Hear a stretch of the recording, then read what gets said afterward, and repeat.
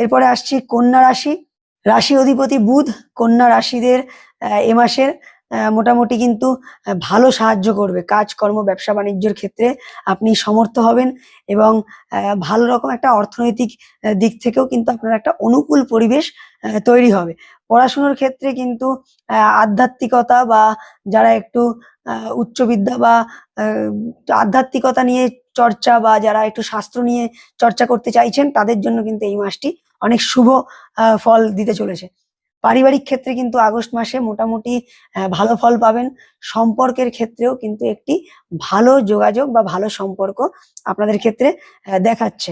যারা বিদেশে কাজ বা বাইরে কাজের জন্য খুঁজছেন বা যোগাযোগ করতে চাইছেন তাদের কিন্তু এই মাসটি শুভ ফলদায়ী।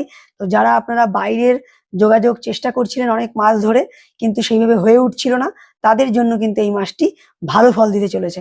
তো আপনার বাইরের কাজের যারা যোগাযোগ করতে চাইছেন তাদের জন্য এই মাস শুভ। বাইরের কাজ আপনার হয়ে যেতে পারে।